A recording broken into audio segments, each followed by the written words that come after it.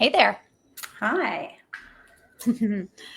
Welcome, everyone. Welcome to our first ever Take the Lead, Change the Game podcast. Excited to be here. Hi, Lindsay.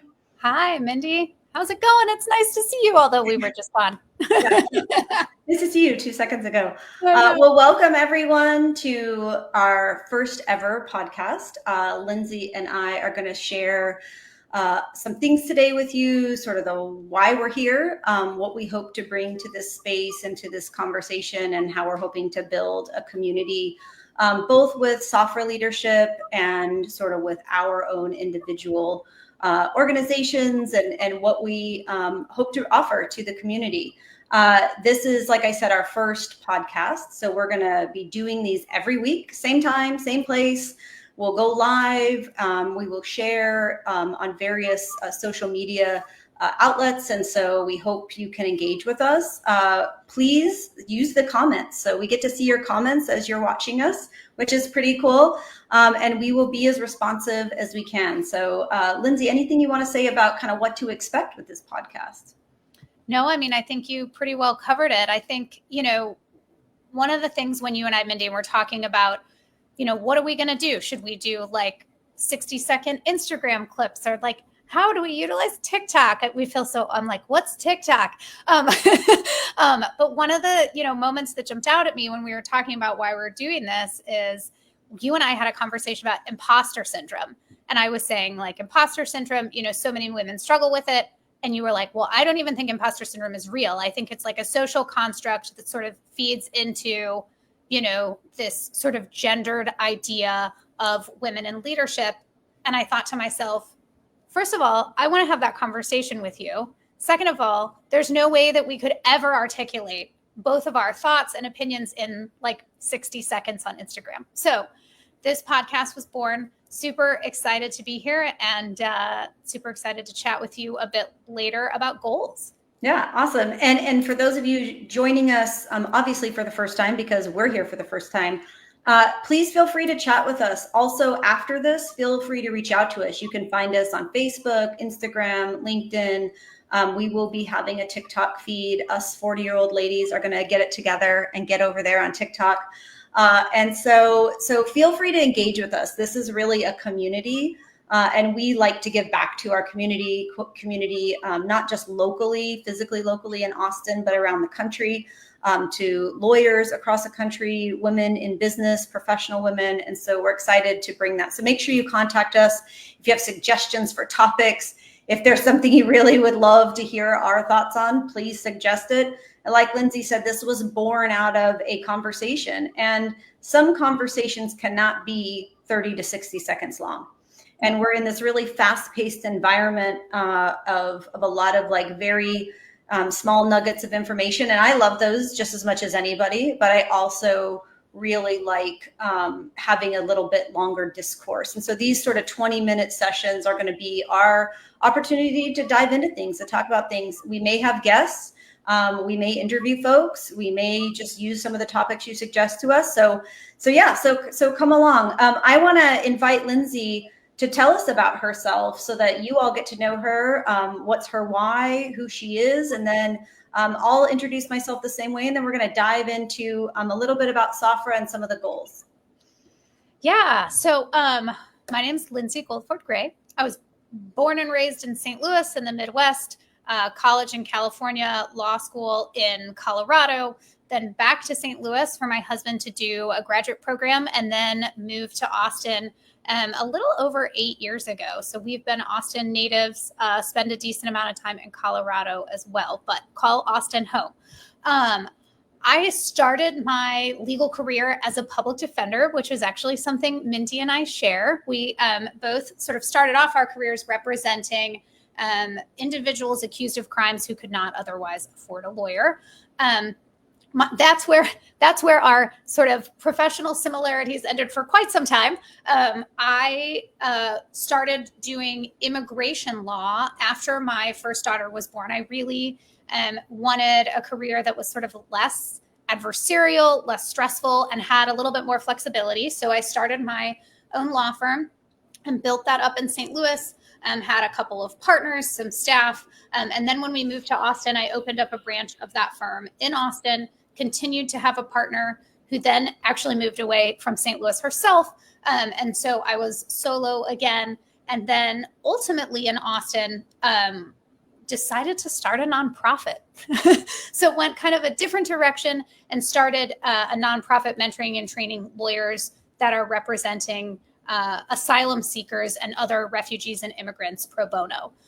So that was a really interesting experience. Got to wear all the hats of a nonprofit CEO or executive director, and learned, through that experience, and especially as we grew, one, how overwhelming it can be to wear all the hats as the CEO of a small startup, and also just how lonely it can be to be in a leadership position and to feel crushed under the weight of the stress of it all. And, those of us in leadership, and particularly women, we're generally spinning, not spilling, although sometimes spilling, a ton of plates and wearing all the hats. And there's not a lot of safe spaces for us to connect and ask questions about anything from like managing teams to work-life balance to financial statements. And so, that is part of why I am doing this work now. We also have sort of a societal definition of success that's very limited in one track, and oftentimes, or at least for me, like my main goal wasn't necessarily to be like the top earning partner at a firm. My goals were more centered around work-life balance, doing work that was meaningful to me, spending lots of time with my kids, while still being able to make a living.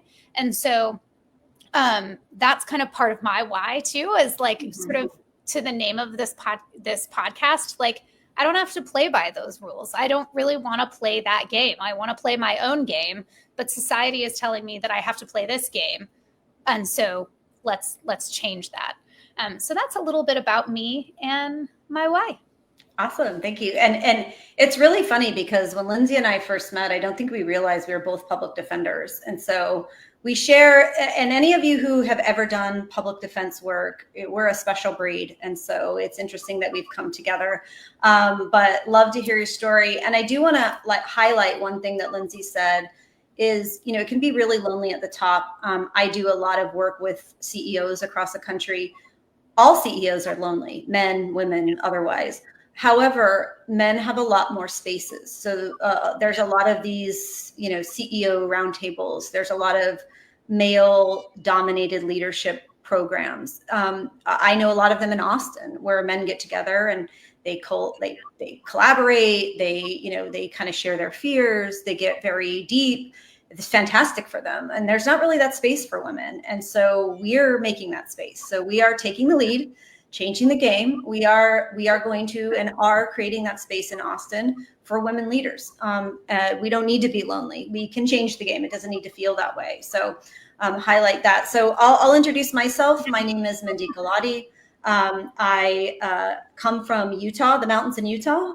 So grew up there, went to University of Utah. I went to law school in San Diego and started my legal career as a deputy public defender in Orange County, California. Loved every second of it. My heart is always going to be in public defense. But it was really difficult for me navigating that world in terms of the emotional toll. I love people. I care about people. I wanted to adopt and bring home all of my clients and take care of them. And truly, I still think about them all the time. And it was just something that was very hard for me to do for long term. I opened up my own firm doing criminal defense in Orange County and I loved it. It was a little bit better balance. And then I had my first child and moved to Austin in 2012. So we have been in Austin since 2012. And it didn't seem like the environment in Austin was the environment I wanted to be in with criminal defense. It is very unjust here. It is not accessible in the same way that the sort of criminal justice system is in California. And so I had my law license. I was sort of ready to open up shop here. And then I pivoted. So I pivoted. And in 2016, I opened up my consulting firm, doing consulting around culture, leadership, and strategy for businesses, law firms across the country, my firm grew rapidly, and I have served over 100 and about 125 companies and law firms across the country, doing strategic planning, consulting, advising, and particularly helping develop leaders.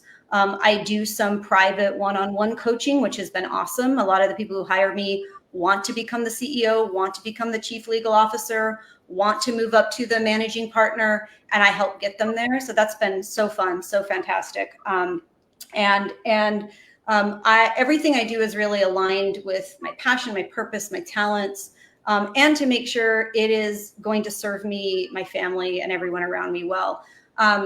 What I think is interesting about this exercise is not just the podcast stemming from one conversation, but Lindsay and I really want to make this space for women leaders a place where we can grow, we can thrive. It's not informed on, boss bitch type stuff. It's informed on like reality, and also principles of equity, principles of fairness, principles of anti-racism, making sure that we understand the complexity in which every individual person participates in the economy and in the government and in the world. And so we bring, I think, a very nuanced, a very deep and complex philosophy to what we're doing. And we're really here to make space for you all. So whether you're in Austin or you're across the country, we are going to make that space, and we're going to have those conversations. And so my why continues to be the why I sort of have always had, which is if you have power and you have access, you need to share that power and you need to share that access. I feel like I have a lot of power and access, knowledge and wisdom, and I want to share it with y'all. So that's what I'm here for. Awesome. Yeah. Let's talk about Safra, and sort of, y'all now know about the podcast, but let's talk about, the other few things that we're doing to sort of kick Safra off and send it into the universe. Yeah. I can start. We are launching group cohort coaching. That's going to be our main paid offering at this point, which is groups of anywhere from 3 to probably 6 women at a time that meet, probably once a month for most, if not all of the cohorts, to offer connection, to offer networking, but also to cover topical women's leadership information. So that can be anything from, I always give this as the example, providing and soliciting feedback. Such a loaded topic that I know for me, so many times I'm like, I don't really know how to say this and I don't know how to do it well. And so I'm just not going to do it. And so really providing a framework for that would be an example of something that we would cover. Mindy, you want to talk about the breakfast? Yeah, and we're going to be, to create the community, is we're going to be having breakfast once a month.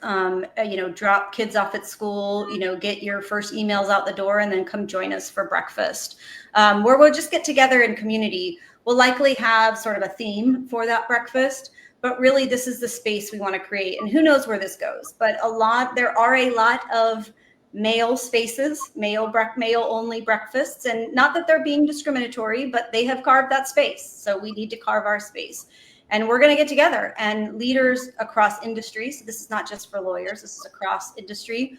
We'll get together. We'll chat. We'll commiserate. We'll build books of business together. We'll build referral and network partnerships. We'll ask and answer tough questions. And we'll have a group of people that we can pick up the phone and call and say, hey, I'm dealing with this thing. Because again, we don't want you to be lonely at the top. We want you to know that you are supported by a community of people. And so that's what the breakfasts look like. Yeah. So, and then we both do individualized coaching, just so y'all know, in case that's something that you're looking for, either in addition to or separate from the group coaching. With the time that we have left, Mindy, I know one of our goals, or the main goal of this podcast, is to cover women's leadership topics. And we've talked a little bit about our why, and we've introduced ourselves. And I know the bulk of our podcasts going forward are going to be focused on individual topics. But let's spend our last few minutes talking about, since we're back to school and ushering in, new life, new academic year for most of us that are run on the school calendar, let's talk about goal setting. So do you want to start us off? Yeah. So I think, I'll start off with a little bit of a story, just sort of goal setting. So goal setting is a big topic. It's something we will talk about in our cohorts. It's something we'll also kind of bring up here again. But goal setting is really important, because what I find when I am talking to leaders is oftentimes, there's a goal, like a big goal, get this promotion, make this amount of money, accomplish this thing. But that takes a long time. Sometimes, I have someone I'm coaching right now who wants to become the CEO of their company. That's not going to happen in a week. It's going to probably be about a 4-year process. And they've hired me to help them build up their skills, competency, and confidence to get there. So what you have to do is not just have a big goal, which is important. That's an awesome goal, be the CEO of this company. But you have to really look at your progress along the way. And so one thing sort of I want to share, and then I'm going to pass it to Lindsay, is what I think is really important. And the tip I'll give to the audience today is you really should quarterly write down, what does progress look like for me? What is progress toward that goal? And it could be a personal goal. So, if you want more peace in your life, or you want to sleep better, or you want to be, a better spouse or a better parent, whatever it is, you should have written down, so you don't forget them, what does progress look like? What this does is it gives us real-time feedback, so that we don't just say, I want to be a better mom, or I want to be a CEO, or I want to, bring in a $10 million client. Those are great goals, but that's not going to happen in a quarter typically. And so what I like to do is make a list of actually what do I need to see in myself to know I'm making progress toward the goal. And I look at these. I do this all the time. I have suggested this to lots of people. And what this does is it allows your goal settings to become more action oriented. There's this idea called in the world called manifesting. And whether you believe it or not, one of the purposes of manifesting is putting out in the universe, this is what I want. This is my goal. This is where I'm going.